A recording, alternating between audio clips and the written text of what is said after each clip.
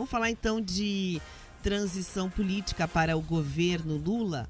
O governo nem começou e polêmica atrás de polêmica. A audiência, então, nossa, que a gente sabe é extremamente crítica aí ao próximo governo. Cada hora é uma pancada, né? A equipe de transição, por exemplo, já tem 44 nomes. Parece que a transição vai ser para outro planeta, com tanta gente compondo aí a questão dessa frente. E as últimas novidades do grupo foram Luciano Coutinho e a cozinheira Bela Gil. Os integrantes, então, dos grupos técnicos do novo governo foram oficializados aí numa edição que tem esta do Diário Oficial da União.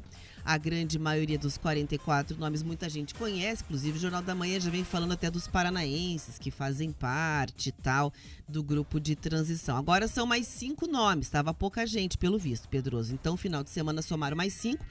Luciano Coutinho, ex-presidente do Banco Nacional de Desenvolvimento Econômico e Social, BNDES, vai fazer parte do grupo que trata de indústria, comércio e serviço.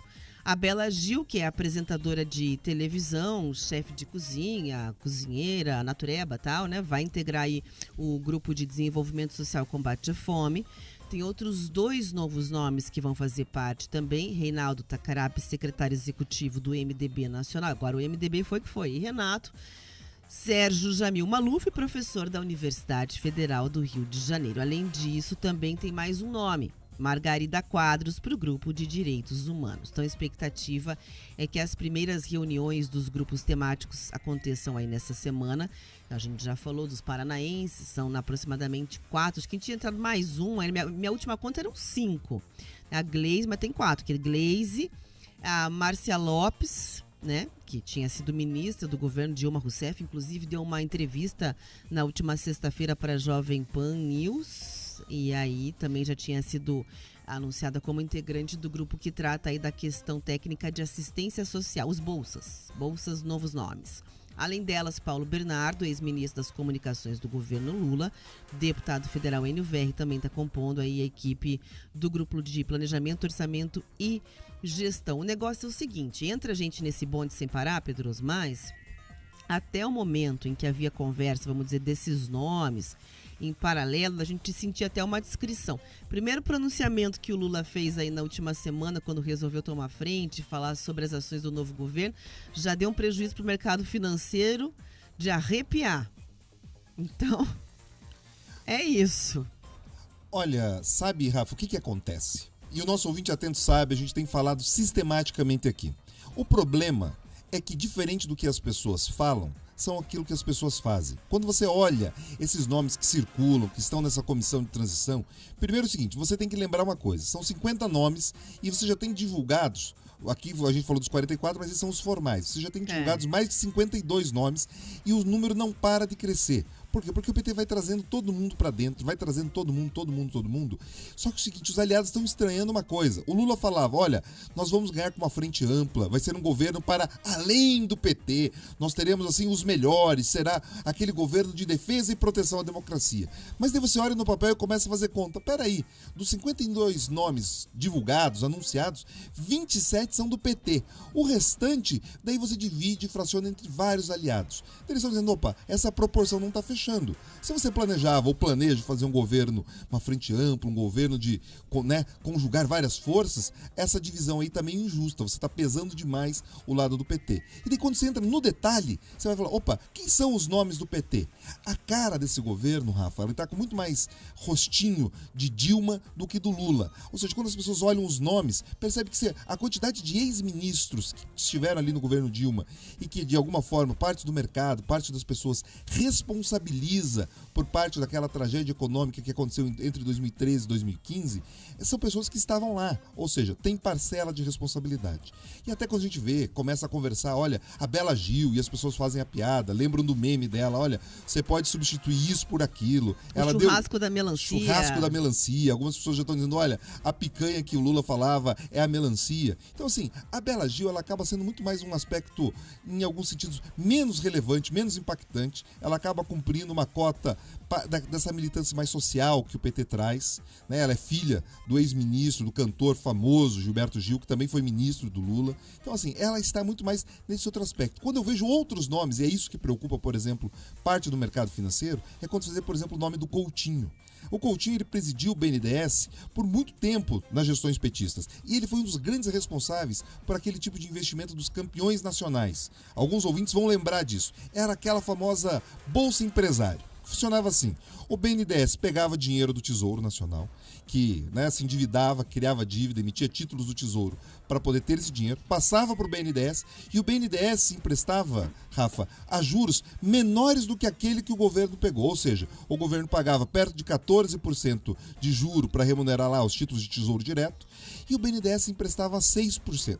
Ou seja, você tinha uma diferença de valor entre o que você pegava o dinheiro no mercado e o dinheiro pelo qual você emprestava, o que você cobrava para emprestar. E foi aquilo que beneficiou lá JBS, beneficiou o Ike Batista, foi beneficiando todos esses grandes empresários que, quando foram olhar, não teve nada. É o mesmo governo que agora pede dinheiro para falar, precisamos de dinheiro para política social. Mas naquele momento, lá em 2013, 14, cortava benefícios sociais, mas mantinha o dinheiro do BNDES em dia, absolutamente em dia. Era o BNDES que, né, financiou, por exemplo, a exportação de engenharia, que era assim que eles falavam, que era o dinheiro do BNDES para o Odebrecht realizar obras em outros países. Então, assim, quando são esses nomes e são essas as preocupações, Rafa, dessa comissão de transição que deixam o mercado em polvorosa. A gente brincava aqui no intervalo, falava do Guido Mantega, né, que ele foi anunciado como um nome importante. Só que eles anunciaram, só que eles esqueceram de uma coisa. O Guido Mantega, ele não pode assumir. É condenado das pedaladas. Condenado pelas pedaladas. Então, assim, você tem uma série de fatores problemáticos. Então, quando as pessoas falam, o mercado está nervoso demais. Não, o mercado está nervoso, na minha opinião, até de menos. Porque, assim, quando você vê alguns nomes e a direção que eles apresentam é de se preocupar, sim. Agora, a gente alertava, a gente sempre trouxe essas informações. Quem se surpreende agora, se surpreende talvez, porque acredito naquele famoso me engana que eu gosto, porque os sinais estavam claros. O que acontece é o seguinte, né, Pedroso? A gente sabe que só com a base da esquerda, muito provavelmente o PT não conseguiria se eleger. Então teve que fazer essa coisa do Unidos pela Democracia, uma frente ampla, diversa, um PT mais soft, digamos ali, né? Um PT atucanado quase com o Alckmin. E agora quando... Usando camiseta branca, né, em vez da camiseta vermelha. O negócio é o seguinte...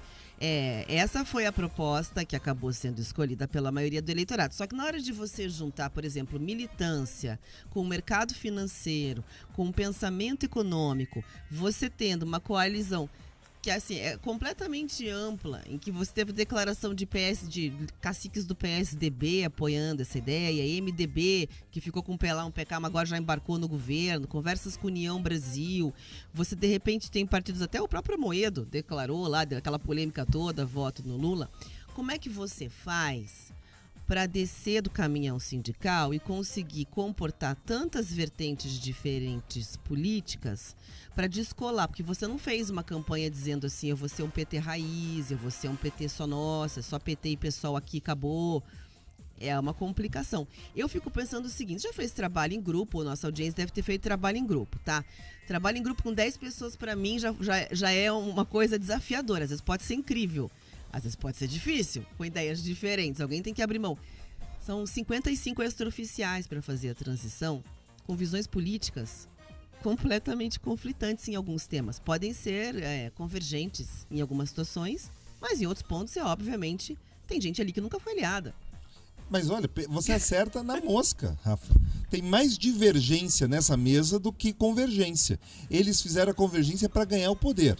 Agora, qual o sentido, para que rumo que vai, ou que eles vão fazer com esse poder conquistado? Isso está uma incógnita. Primeiro, porque o plano de governo ele não era claro. Você lembra, né? O ouvinte lembra. Perguntavam para o Lula, na economia, o que você tem de proposta? Olha, o que eu fiz no passado, mas o que você vai fazer no futuro? Confia que vai dar tudo certo. E agora, quando a gente vê os nomes sendo divulgados na comissão de transição, a gente vê o porquê que ele não queria divulgar alguns nomes. Porque é a volta para um passado, mas não para o passado da Carta aos Brasileiros, Rafa, sabe? Que foi lá em 2002. O primeiro governo. Isso, Lula 1. Não, a gente tá olhando muito aqui Lula 2, final de Lula 2, quando teve essa virada, né, de chave, que você teve a Dilma na Casa Civil e você teve o Manteiga na economia. Então, é isso que tá voltando. Então, e isso preocupa muito o mercado, porque aquela irresponsabilidade de achar que você pode gastar à vontade não funciona. E algumas pessoas às vezes me mandam no privado, mandam aqui falando, tá, mas ele não pode gastar no social? Pode. Ninguém está dizendo que não pode, inclusive é fundamental e essencial. Está dizendo o seguinte, você tem que economizar de outras áreas, você tem que enxugar, tornar mais eficiente para gastar mais no social. Então, assim, você imaginar que você criando dinheiro ou emprestando Imprimindo dinheiro... moeda, sei, fazendo... porque quando você... É importante o ouvinte ter claro isso. Quando você emite título público, dívida, né? Você, de alguma forma, está aumentando a base monetária. O termo técnico é esse. Você aumenta a base monetária. E aumentando a base monetária, você corre o risco da inflação. E o que é a inflação? A inflação é quando o dinheiro perde valor. Você comprava um telefone por X, agora você precisa de 2X para comprar esse telefone. Arroz, feijão, óleo, carne, combustível, as mesmas coisas. É porque o dinheiro ficou mais barato, ou seja, ele perdeu o valor. Então não adianta você transferir mais recursos para as pessoas carentes, sendo que aquele dinheiro vale menos. E essas pessoas são justamente aquelas que não conseguem proteger seu dinheiro, Rafa. Então, assim, achar que responsabilidade social conflitua com responsabilidade fiscal é ignorância. E quem defende isso, às vezes, publicamente, em alguns momentos, ou é ignorante ou tem má fé. Você tem que defender os dois, porque você tem que transferir renda, mas não adianta transferir renda se o poder de compras foi totalmente corroído.